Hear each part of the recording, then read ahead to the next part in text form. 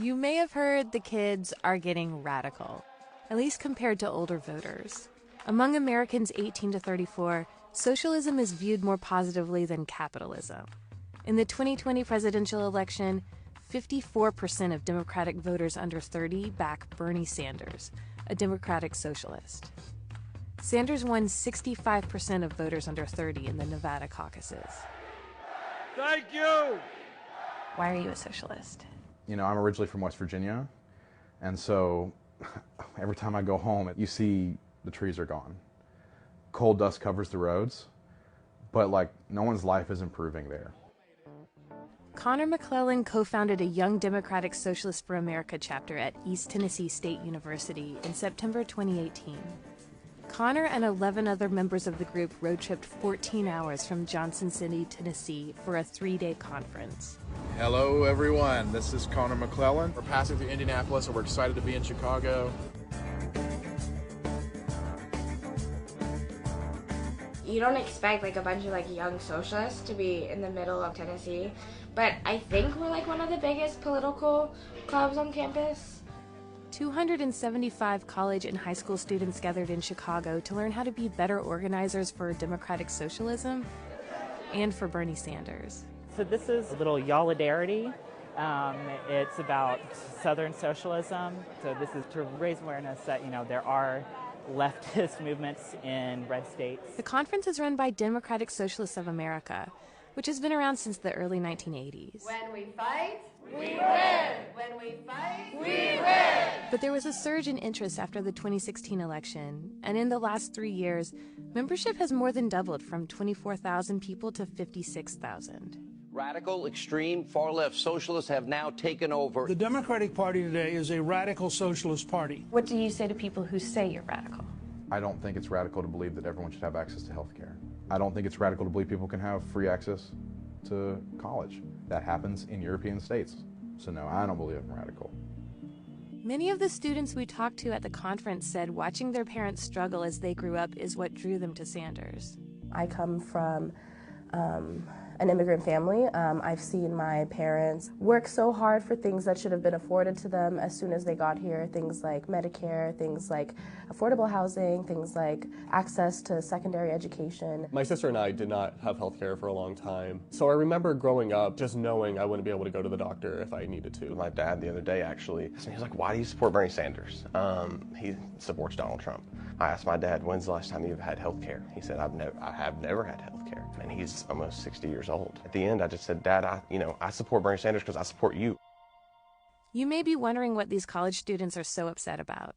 The economy is strong and unemployment is 3.6%. But behind those numbers are some troubling facts. The average college grad in debt now owes almost $30,000. 60% of personal bankruptcies are at least partially caused by medical debt. And wages are not increasing as fast as housing costs. Almost 40% of renter households are paying more than a third of their income in rent. According to the DSA, Democratic Socialists believe that capitalism has given too much power to too few people, and that there should be more democratic control over the economy. I want to see workers have a say in the jobs that they do, and not simply be treated as cogs in a machine, expendable. Coal companies have so much money. They extract all the wealth from the state and don't reinvest anything.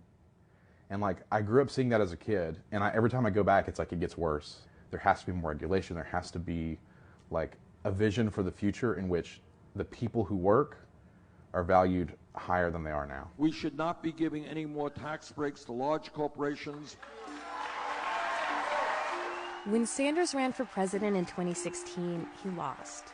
But he changed what these students thought was politically possible.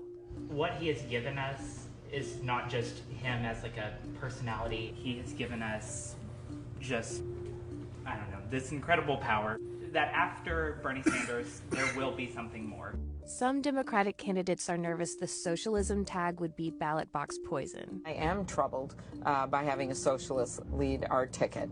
And that Trump would use it to scare more moderate voters. Donald Trump is desperate to pin the socialist label of socialist on our party. We can't let him do that. And older Americans might wonder why Sanders has gotten so much support from this demographic, when a fresh-faced candidate like Pete Buttigieg is in the race. So, Pete Buttigieg is a millennial. Why don't you like him? It's so simple-minded to think that just because he's a young guy means he represents something different. I don't think he's sincere, I don't think he's genuine, and I don't think he's going to bring America what it needs. What about Mike Bloomberg? Mike Bloomberg, No, Mike Bloomberg's a no for me. Another capitalist, a capitalist who I think is actually scarier than Donald Trump. To me, he seems like he's buying votes. If Bernie Sanders isn't the Democratic nominee, will you vote in the election? Bernie Sanders will be the Democratic nominee, so I'll be voting for him in the election, yeah. But there is a chance he doesn't get it right. So if it's someone like Bloomberg, what will you do? I'll vote my conscience. Last October, I visited Senator Bernie Sanders at his home in Vermont shortly after he had a heart attack. Sanjay, the God's truth is that if you're sitting there and you said, Bernie, did you have a heart attack last week? I said, what are you talking about? I feel great. Within a month, the 78-year-old Sanders was back to doing 3 to 4 events a day on the campaign trail. But his heart attack did amplify concerns voters may have already had. An NBC News Wall Street Journal poll from this month found that while 39% of registered voters are comfortable with the candidate who has had a heart attack in the past year, 57% of voters have reservations. People do have a right to know about the health of a senator, and somebody's running for president of the United States. Full disclosure, and we will make it at the appropriate time all of our medical records public for you or for anybody else who wants to see them. Obviously, you're doing this interview with me. It's a fair conversation to be having about health, about age. Of course it is. All of that. Absolutely.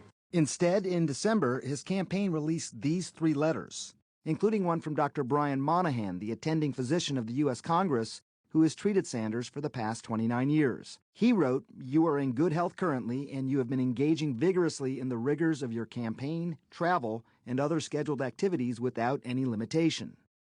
Monahan noted that since his heart attack, Sanders' heart function had improved enough so that he could stop using some of the medications he was initially prescribed.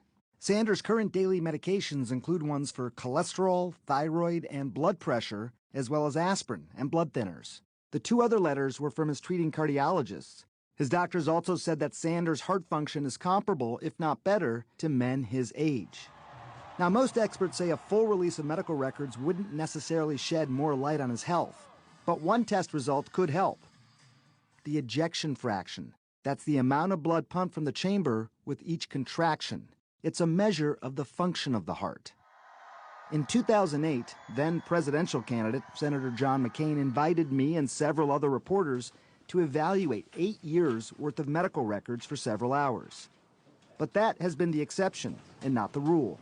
And Sanders told CNN at Tuesday's town hall what he released, he believes, is enough. Now, we have released, I think, Anderson, quite as much as any other candidate has. I'm comfortable with what we have done.